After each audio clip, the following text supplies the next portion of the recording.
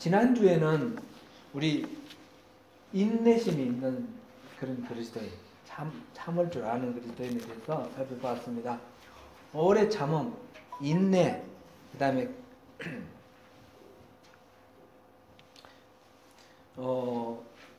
이렇게 번역된 이 말은 성경 헬라어로 두 가지 다른 말이 있었다 하는 것을 우리가 봤는데요.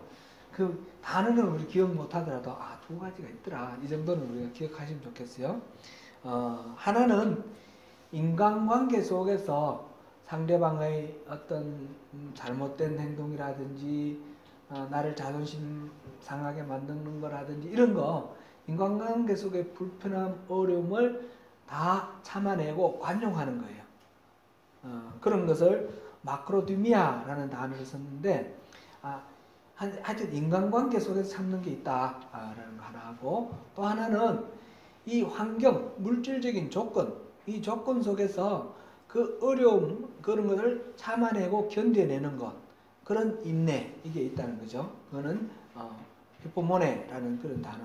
이 두 다른 단어를 번역할 때는 이 구별해서 번역할 말이 없으니까 같이 인내, 견딤, 오래 참음 이렇게 번역이 되어 있는데, 내용상은 약간 다른 것들이 있다 하는 것을 우리가 보았습니다. 고린도전서 13장에 보면 사랑에 대한 이야기가 나오죠. 특별히 4절부터 7절까지에 이런 것이 사랑이다 말씀을 하시는데, 사랑은 오래 참고, 그로부터 시작해요. 그 다음에 온유하며, 쭉 나가서 맨 마지막에 이거 찾아볼까요? 이거 다 못 외실 테니까 얼른 한번 찾아봐요. 고린도전서 13장.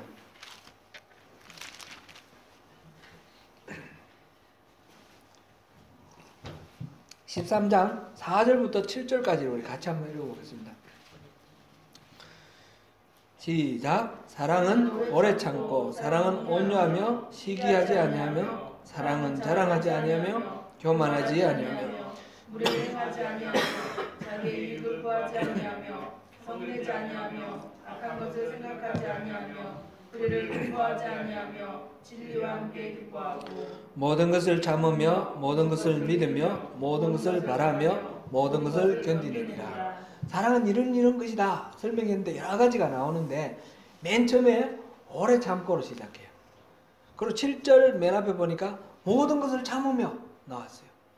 그리고 마지막에 모든 것을 견디느니라. 이 온유라는 것도 참는 거예요. 일종의 절제 참는 거니까, 사랑은 뭐냐? 참는 거다. 참는 거로 시작해서 참는 거로 끝나는 거예요. 그럴 때에 이 맨 앞에 말이 마크로디미아라는 단어예요. 마크로디메오라는 동사, 디미아하고 같은 그 동사. 맨 마지막이 히포모네라는 이 명사, 히포메노라는 이 동사, 이거예요. 그럼 마크로디메아하고 히포모네, 이거로 시작하고 끝난다는 거죠. 이 성령의 은사, 성령의 열매, 9가지 열매 나오는 중에 오래 참음이 나오잖아요. 그 오래 참음은 바로 마크로디미아예요. 그러니까 우리가 사랑이라는 건 뭔가, 그 사람에 대해서 모든 것을 용납하고 참아주는 건데, 이거는 우리의 본성으로는 안 되는 거고, 성령님이 오셔서 우리의 마음을 만져주셔서 변화시켜 주실 때 그게 가능하다. 그 사랑을 위해서는 성령의 도우심이 필요한 거예요. 그럼 맨 마지막에는 모든 것을 견디느냐. 근데 이게 어떤 시련이나 어떤 어려움이나 어떤 고통도 묵묵히 견뎌내는 휘포모네예요. 휘포모네. 이거는 이 시험이 연단을 하고, 연단이 인내를 하고 이렇게 되어 있지 않습니까? 그래서 이 환난 속에서 하나님께서 우리를 연단을 통해서 다듬어 주시고 성숙시켜 주시는 그런 성품으로 이 사랑이 온전해진다는 거. 사랑은 그러니까 하나님의 은혜 속에서 시작해서 은혜 속으로 끝나는 거예요. 그게 사랑이다. 기독교 가르침 중에 핵심이 사랑인데, 그거는 이 오래 참음과 관계되어 있다 하는 거, 그렇게 우리가 마음 새겨 놓으면 좋겠습니다. 오늘은 이제 경건한 삶에 대해서 우리가 살펴보려고 합니다. 경건함. 신앙심이 좋다. 그러면 그 사람 참 경건하다. 우리가 이렇게 연상이 됩니다. 연상이 되는데 말과 행동이 신중하고 함부로 이렇게 자기 위주로 하지 않는 것이고, 그래서 공동체에 선한 영향을 미치는 그런 사람을 우리가 경건하다 이렇게 말을 합니다. 경건하다는 게 그럼 막연하니까 이게 무슨 뜻인가 조금 더 알아보기 위해서 제가 국어사전을 찾아봤어요. 국어사전에는 이렇게 나와 있습니다. 공경하며 삼가고 엄숙하다. 또 다른 사전에는 어떤 대상에 대해 공손하고 엄숙하다. 이렇게 되어 있습니다. 뭔가 예의 바르고 그 대상에 대해서 엄숙하게 이렇게 대하는 그런 자세를 볼 수 있습니다. 영어 단어로는 이 경건하다라는 말이 번역되어 있기를 godliness, godliness하고 그 다음에 piety 이렇게 번역이 되는데, godliness는 캠브리지 사전에 이렇게 나와 있습니다. The quality of being godly, obeying and respecting God. 하나님의 그 뜻을 순종하고 존중하는 그런 자세, 하나님과 같은 그런 성품, 신과 같은 성품, 그렇게 표현을 해놨고요. Piety는 strong belief in a religion that is shown in the way someone lives. 어떤 사람이 살아가고 있는 그 삶에서 드러나는 종교에 대한 강한 믿음의 자세, 그렇게 풀이하고 있습니다. 제 말로 정리를 해보면, 종교적으로 신앙심이 깊어서 믿는 대상에 대하여 몸가짐이 바르고 공경하는 마음을 드러내며 살아가는 태도, 이렇게 정리할 수 있겠습니다. 이 말은 성경이 기록될 때 헬란말로 기록되어 있지 않습니까? 헬란말로 유세베이아라는 그런 명사를 씁니다. 형용사로는 요세베스라는 형용사인데, 칼뱅은 이거를 주석을 할 때 순결한 양심으로 하나님께 예배할 수 있는 마음, 이렇게 설명하고 있습니다. 다 우리 기억은 못해도 이게 무슨 말이겠다. 하나님을 닮은 마음, 하나님에 대한 그런 자세, 그래서 예배드리는 자세, 이런 것으로 우리가 마음에 이렇게 정리가 되는 것 같습니다. 이 말은 그러고 보면 거룩하다는 말하고 좀 비슷한 것 같아요. 상당히 연결이 되어 있습니다. 거룩하다라는 말은 하나님의 성품이 원래 거룩한 거예요. 그래서 하나님과 긴밀한 관계를 맺고 있는 사람이 드러내는, 그 사람의 삶 속에 나타나는 하나님의 성품, 그게 거룩함입니다. 거룩함, 구별됐다, 우리가 그렇게 표현했죠. 근데 이 경건하다라는 것은, 거룩함은 하나님 편에서 우리에게 보여주는 거고, 경건하다는 것은 하나님을 향해서 우리가 어떤 자세를 가지고 있느냐, 그런 뜻이에요. 내용은 비슷한 거예요. 내용은 비슷한데 거룩하다, 경건하다, 이렇게 성경에 이 말이 굉장히 많이 나옵니다. 경건하다는 말은 한 160번 정도 나온다 하고요. 거룩하다라는 말은 790번 나온다고 그래요.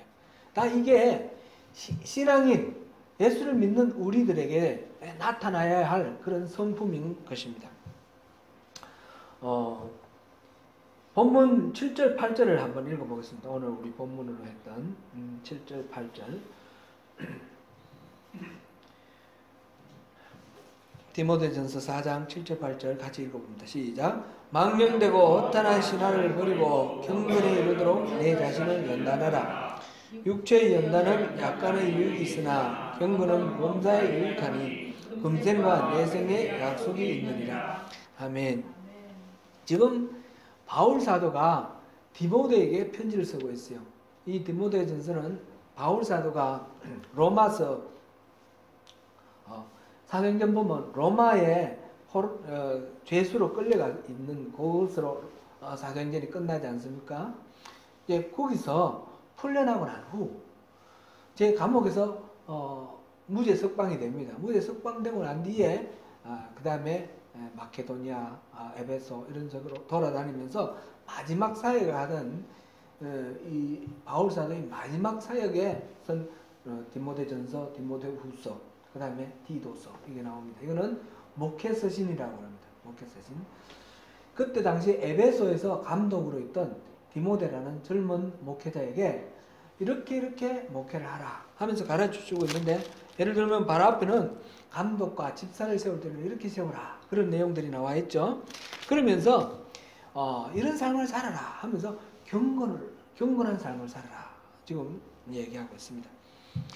크게 대해서 뭐 각설하고 요점만 이렇게 보면 여러 가지 신앙에 대해서 말 많이 하지 말라는 거죠. 허탄한 신화 이런 거 좋아하지 마라.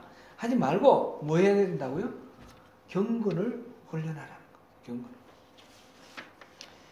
경건에 이르도록 내 자신을 연단하라. 육체의 연단도 유익한데 그거는 약간이고, 근데 이 경건을 훈련하는 것, 이거는 금생과 내생에 유익하다, 그렇게 표현했습니다. 금생은 지금 우리 살아가고 있는 이때, 내생은 우리 죽음을 맞고 난 후에 예수님이 다시 오셔서 다시 우리가 부활했을 때 그때부터 있는 새로운 다음 생에, 그죠? 금생에 대한 이야기는 하나님과 더불어 사는으로서 은혜가 넘치는 그런 평화로운 삶을 말합니다. 시편 34편 1절에서 2절입니다. 같이 읽어봅니다. 시작. 내가 여호와를 항상 송축하며 내 입술로 항상 주를 찬양하리라. 내 영혼이 여호와를 찬양하리니 구한 자들의 일을 듣고 기뻐하리라. 아멘. 그런 이야기는 참 많이 있지만 그 중에 하나만 이렇게 잠깐 소개를 한 겁니다. 그리고 죽음 이후에 맞이하게 되는 그 다음 세상, 거기서는 영원한 생명을 누리게 됩니다. 마가복음 10장 30절입니다. 시작. 현세에 있어 집과 형제와 자녀와 어머니와 자식과 전토를 100배나 받되 박해를 겸하여 받고 내세에 영생을 받지 못할 자가 없느니라. 주님을 위해서 이걸 버리는 사람에게는 100배나 받고 그 다음에 영생을 받는다, 그렇게 말씀하셨어요. 그리고 오늘 본문 9절을 다시 읽어보겠습니다. 시작. mit보다 이 말이여 모든 사람들이 바를 말하도다. 지금 이 말, 경건에 관한 이야기, 이 이야기는 mit보다는 말은 믿을 만하다, trustworthy 그랬겠죠. 믿을 만하다, 이거는 절대적으로 믿어도 된다. 그러므로 우리는 이 말에 소망을 두자, 그런 뜻입니다. 발 앞에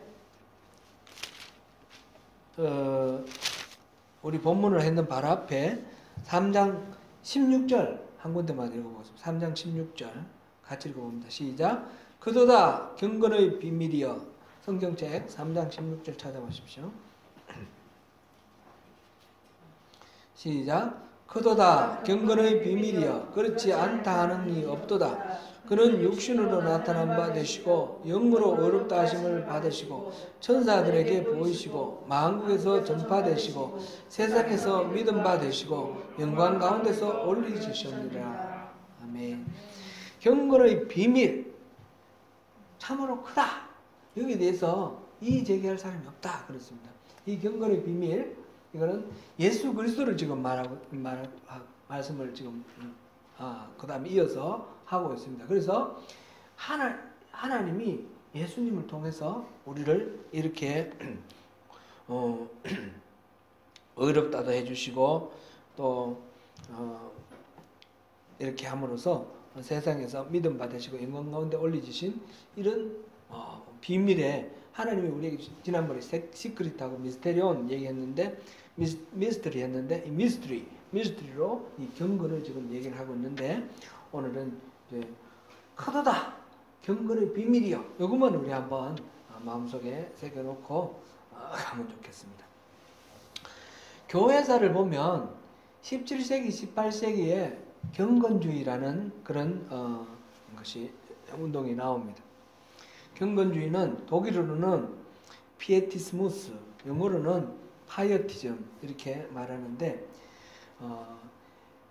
크리스찬이라는 말이 원래 처음 나올 때 그 얕보는 말, 비하하는 말, 낮추는 말로 붙여진 이름이죠. 예수 믿는 사람, 뭐 예수쟁이 이런 식으로 크리스찬이라는 말을 붙였는데 메소디스트도 그렇습니다. 감리교, 우리 감리교도 이것도 좋은 말로 만들어진 말이 아니라 다른 사람들이 낮춰서 부른 말이에요. 저 사람들은 규칙쟁이야.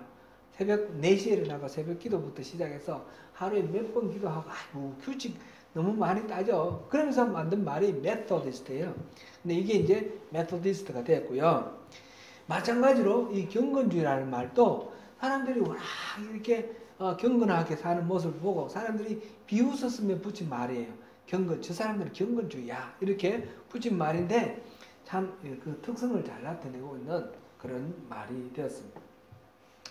경건주의를 알기 위해서 잠깐만 역사를 조금만 살펴봅니다. 길게 살펴볼 수는 없고, 마르틴 루터 종교개혁이 언제 있었습니까?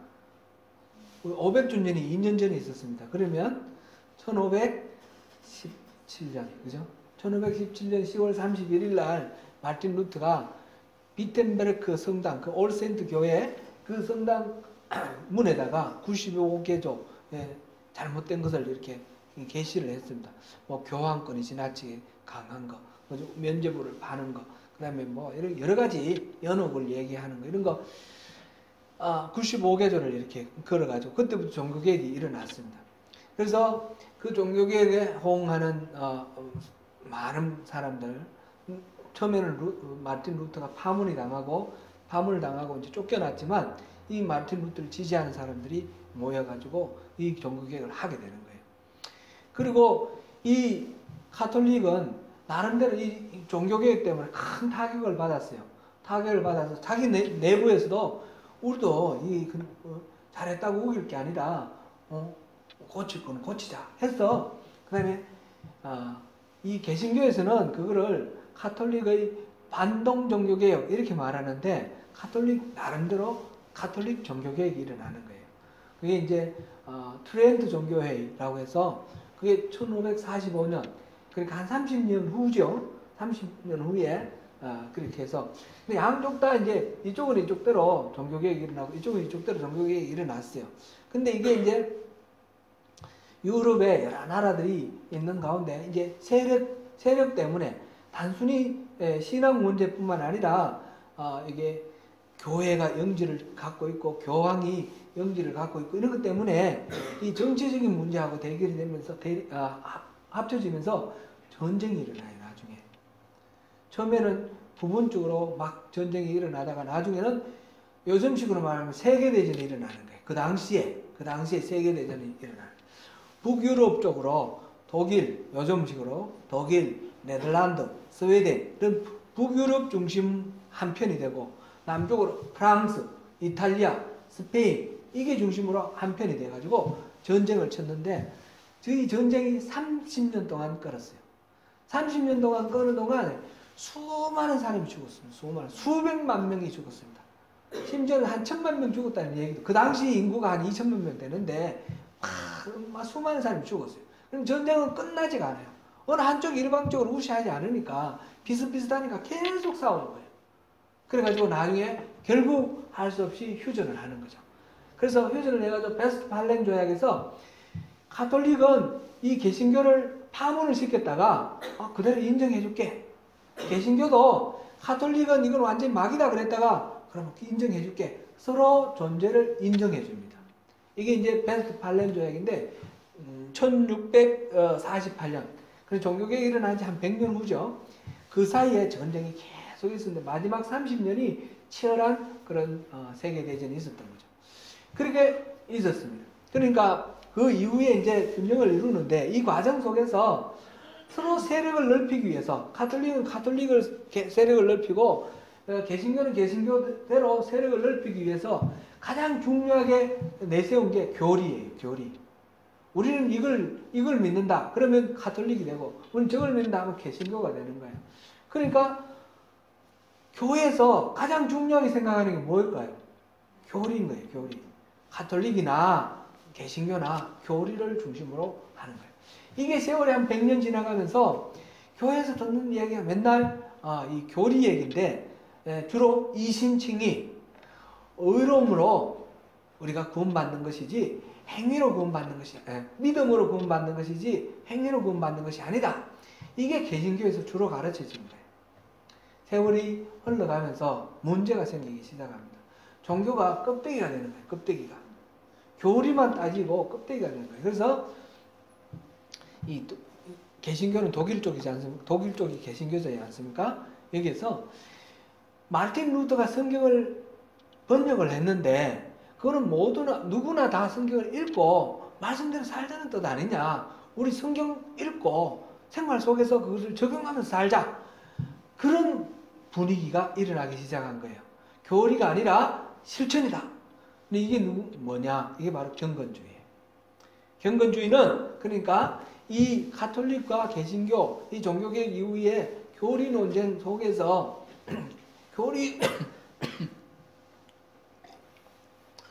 위주로 흘러가는 것을 삶에 적용하는 실천 위주로 방향을 바꾼 그런 것입니다. 그래서 이거를 제2의 종교개혁이다. 이렇게도 말을 합니다.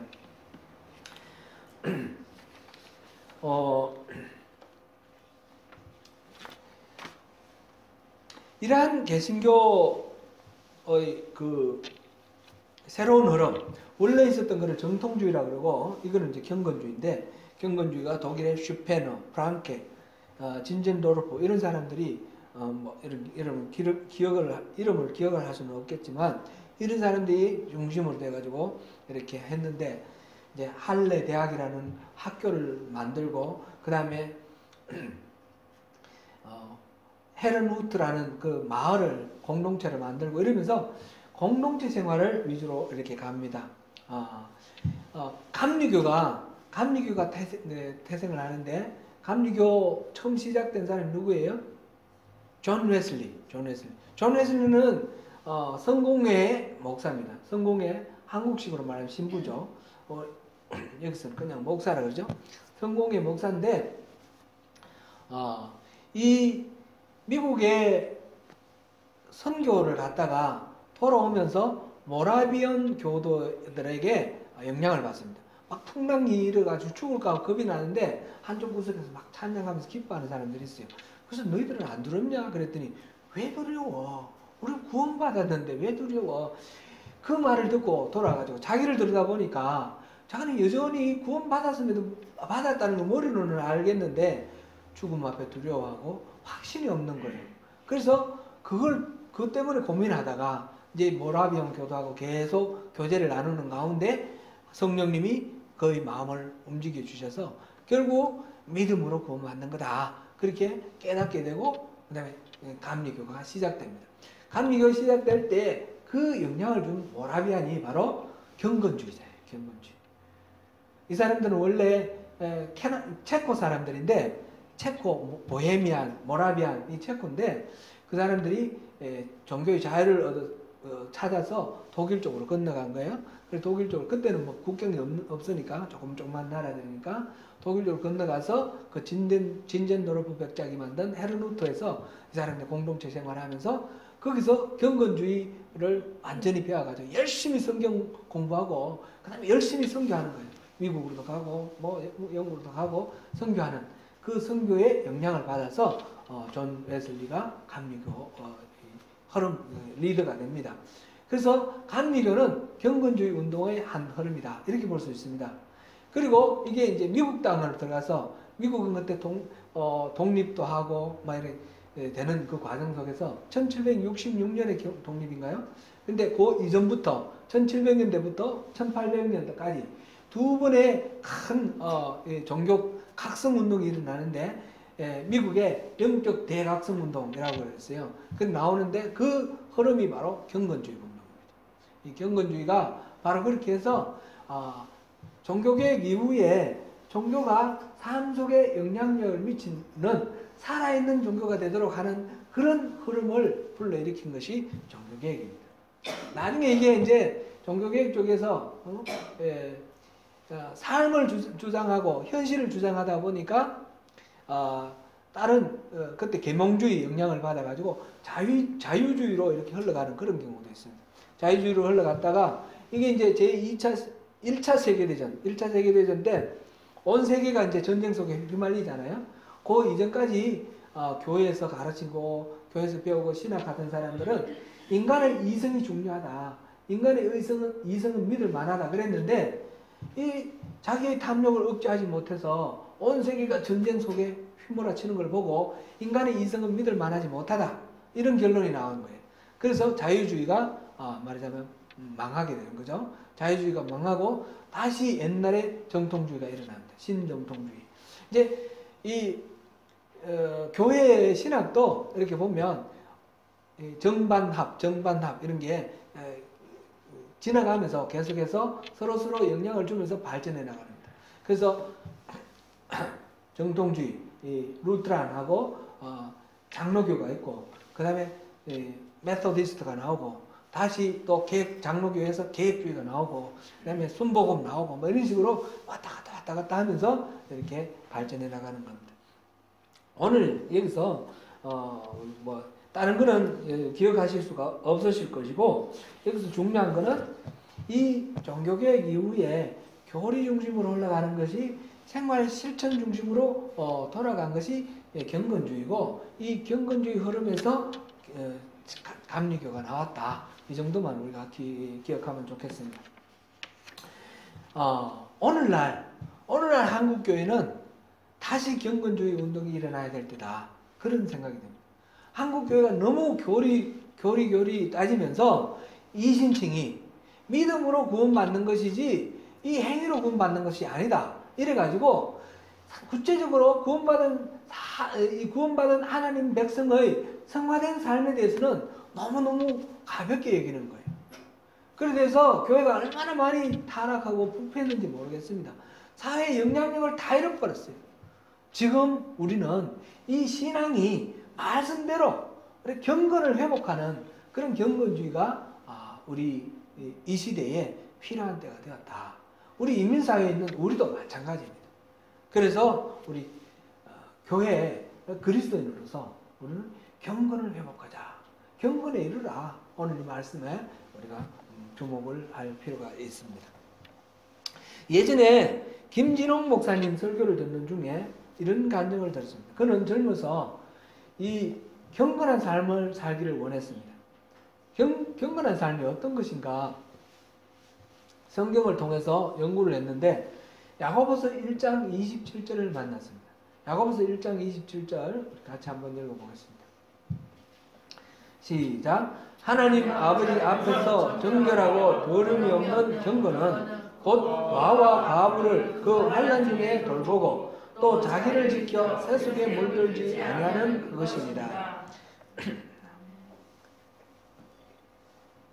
그래서 김진홍 청년은 신학을 공부를 하고 청계천에 가서 거지처럼 살고 있는 사람들을 위해서 교회를 세웠죠. 할로윈 교회를 세웠고 나중에 이제 청계천을 개발할 때에 거기서 이제 쫓겨난 사람들, 이 거지 같은 사람들하고 같이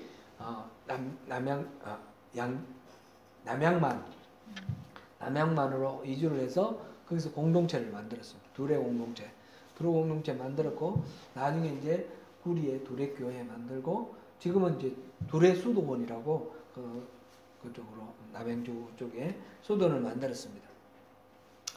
빈민선교로 시작을 했다가 나중에는 이제 한국에서 뉴라이트 운동이 일어나는데 이 김진홍 목사가 리더가 됩니다. 그래서 정치에 참여를 하고 이명박 대통령을 당선시키는데 아주 앞장을 썼죠. 그런데 이렇게 하는 그 김진홍 목사의 그 목회 철학, 그 배경 속에는 이 빈민을 구원하는 거나 정치에 나서는 거나 이게 신앙이라는 거는 삶의 실천에 연결이 돼야 된다. 사회 참여, 이거를 강조하는 그런 배경을 갖고 있습니다. 결과적으로 이명박 대통령이 좋은 모델이 못 됐습니다. 이명박 대통령 같은 경우는 뭐 제가 누구의 뭐 신앙을 뭐라 그럴 수는 없지만 신앙 좋은 장로님으로 이렇게 평가받지는 못하고 있습니다. 현재를 봤을 때. 그 때문에 김진홍 목사도 많이 빗나갔고 그 이후에 두레교회가 후임을 정하고 그 후임하고 이문장 목사하고 싸움을 해가지고 교회가 나눠지고 이런 과정 속에서 완전 만신창이가 되어버렸는데, 아무튼 그분의 그 철학의 기본적으로 이게 경건이라는 것은 과부나 또 이 고아를 돌보는 거다, 사회에 참여하는 거다, 이런 기본적인 생각이 베이스로 되어 있었다라는 것을 우리가 여기서 참조할 수 있습니다. 어떤 믿음이나 이 좋은 동기임에도 불구하고 이게 한쪽으로 치우치니까 결과적으로는 또 안 좋은 결론이, 지금 뭐 그분의 삶이 끝난 건 아니니까 결론을 내릴 수는 없지만 많은 부작용을 낳았다라는 것을 생각하면서 항상 우리가 좀 깨어 있어야 되겠다. 사회 참여라고 다 좋은 게 아니에요. 전광훈 목사 같은 경우는 자기는 교회 신앙은 정치다 그렇게 말을 합니다. 그래서 막 정치하는 것을 신앙적으로 아주 좋다라고 해요. 정치 참여하는 것은 나쁜 건 나쁘다 이렇게 말할 수는 없지만 신앙적으로 성경적으로 바르게 그것이 사회적으로 적용이 될 수 있도록 하는 것, 그거는 또 다른 차원에서 또 생각해 봐야 됩니다. 이사야 1장 10절에서 17절을 보시겠습니다. 이사야 1장 10절에서 17절 같이 읽어봅니다. 시작. 너희 소돔의 관원들아 여호와의 말씀을 들을지어다. 너희 고모라의 백성아 우리 하나님의 법에 귀를 기울일지어다. 여호와께서 나는 수양의 번제와 살찐 짐승의 기름에 배불렀고 나는 수송아지나 어린 양이나 수렴소의 피를 기뻐하지 아니하노라. 너희가 내 앞에 보이로오니 이것을 누가 너희에게 요구하였느냐. 내 마당만 밟을 뿐이니라. 헛된 재물을 다시 가져오지 말라. 분향은 내가 가득히 여기는 바요 월삭과 안식일과 대회로 모이는 것도 그러하니 성례와 아울러 악을 행하는 것을 내가 견디지 못하겠노라.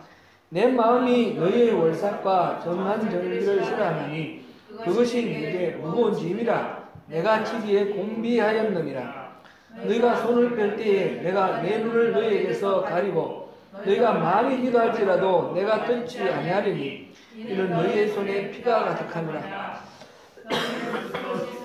스스로 깨끗하게 하여 내 공전에서 너희 악한 행실을 버리고 사랑하기를 그치고 선행을 배우며 정의를 구하며 악대받는 자를 도와주며 고아를 위하여 신원하며 과부를 위하여 변호하라 하셨느니라. 아멘. 이사야 선지자를 통해서 하나님이 말씀을 하십니다.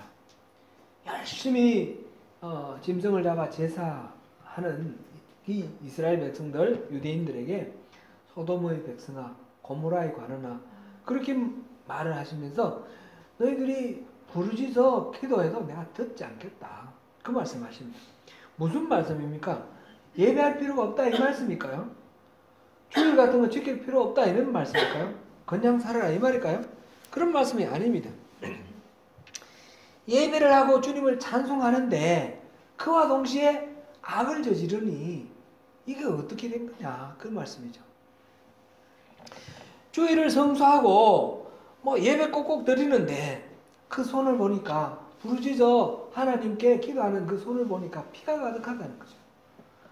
약한 자를 착취하고 피해를 입히고 그 기득권을 이용해서 자기의 욕망을 채우고 이런 것들이 가득한데 그렇게 하나님께 부르짖으며 복 달라고 그러는데 너무 부담된다는 거예요. 보기 싫다는 거죠.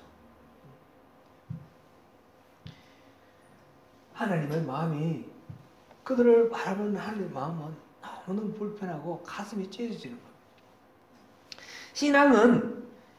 신앙은 머리에만 들어있는 것이 아니고 삶에 녹아 있어야 됩니다.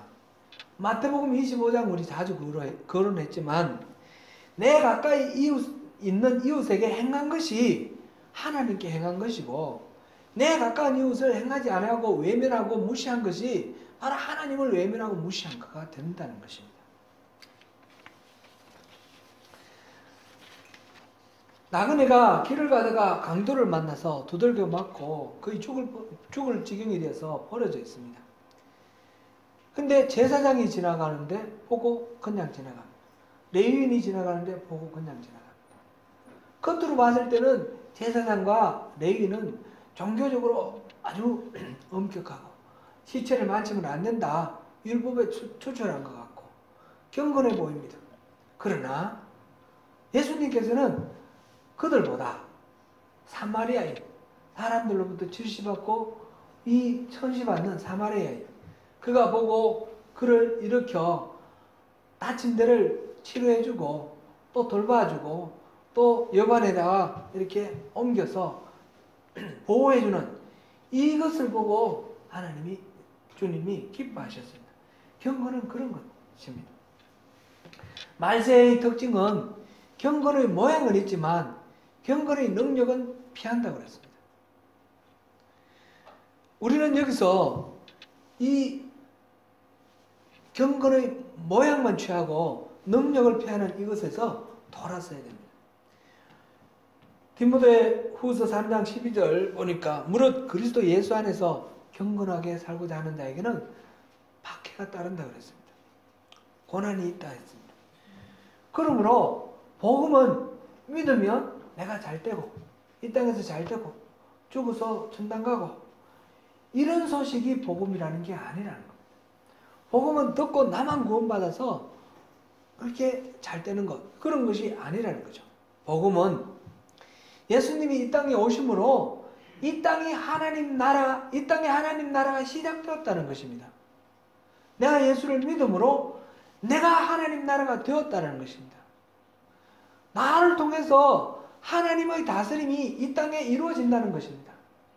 그러니까 내 마음대로 내 욕망을 채우는 삶을 사는 것이 아니라 나는 하나님이 다스리는 하나님의 백성으로 하나님 뜻대로 살아가고 내가 살아가는 이 삶의 영역이 넓어지면서 하나님 나라는 점점 확장되어 간다는 것입니다.